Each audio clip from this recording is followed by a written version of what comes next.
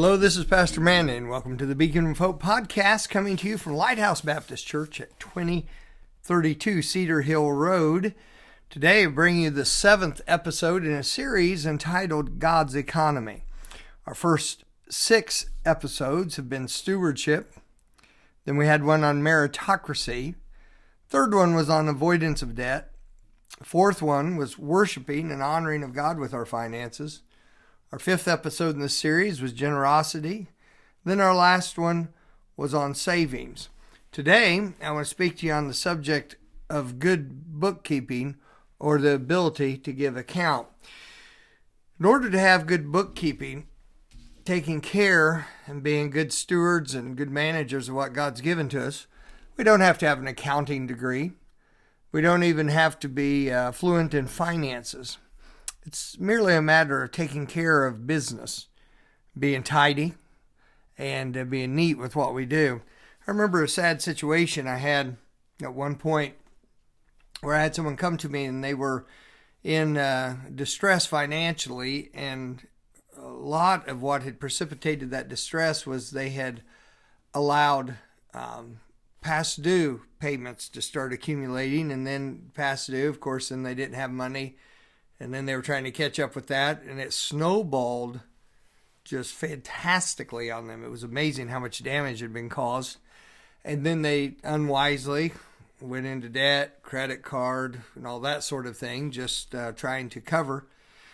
And come to find out, in 1 year's time, they had spent a few $1,000s on late charges.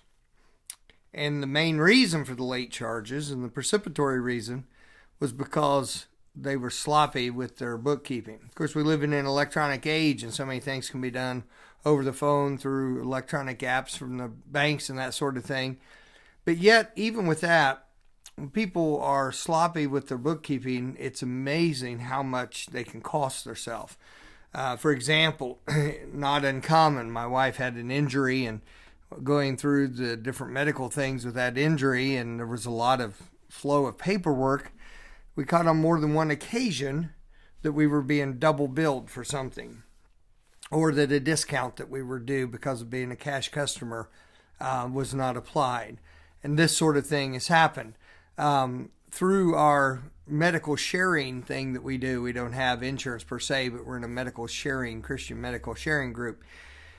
We have had on 3 different occasions in the last 12 months that group contacted us and said, you didn't send in your support for a person. We get a name each month, and we send the money directly to them, and other people do likewise, and we have a need. And yet I was able to say, on this date, this check was issued, and then with a quick reference, I said, on this date, it cleared the bank. And then the issue was resolved. What had gone on, that person who had received that check had mislaid it or done something with it or whatever, but I could cover my end with it. The most drastic situation I ever dealt with was someone who was getting ready to lose their home, and they had snowballed things. And when I tracked down what the financial problem was, it wasn't from a lack of intelligence. It was not even from a lack of being able to do math properly. It was when they brought in bills, they would just lay some here and some there.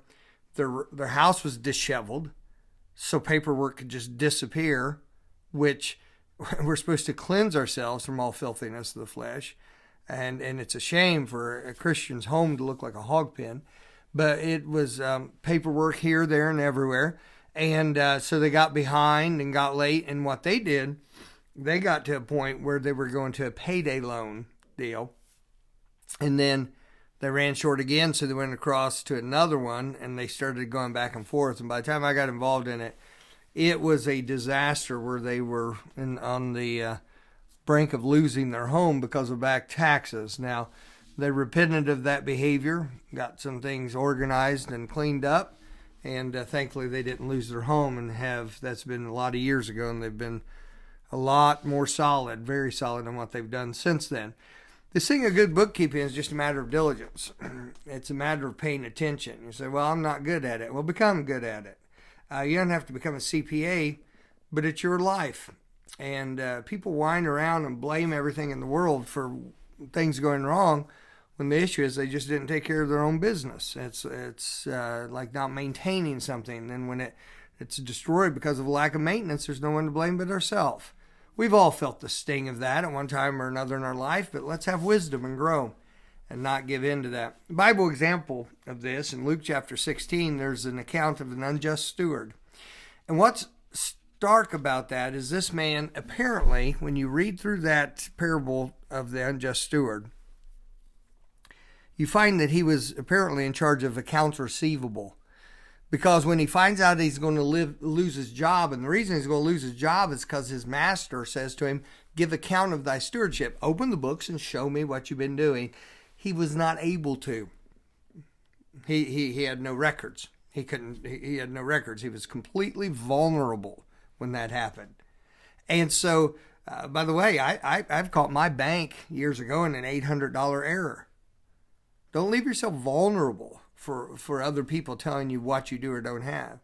And this man was completely vulnerable. And here's what he did. He called the people that owed his master something, and he said, how much owest thou my master? Here's the fellow in charge of accounts receivable asking those who owe him something, what do you owe us anyway? Not only is that foolish, not only did he lose his livelihood, was going to lose his livelihood over it, but he also was costing his master money. I wonder how many churches could be built in foreign lands and in America. I wonder how many ministries could be supported. I wonder how much gospel literature could be printed. I wonder how many Bibles could be printed just on the money that's wasted by Christian people, just not getting their act together, having a place for whatever paperwork comes in, for having a time when you sit down undistracted to check your things if you do them electronically and online. To do these things, I wonder how many people miss the blessing God has. And the end of that parable, there's a statement which ought to be convicting. It was convicting to me in my life when my life was in disarray in these areas, and God convicted my heart, and I got right and got on the path of getting things cared for, and have been blessed because of it. But here's the thing: He said, if you've not been faithful, if thou hast not been faithful in the unrighteous mammon, our possessions, our finances, and such. If thou hast not been faithful in the unrighteous mammon, who shall commit unto thee the true riches? In other words, God's looking to bless us. We're asking God to give us his power. He may be looking at our paperwork and our checkbook.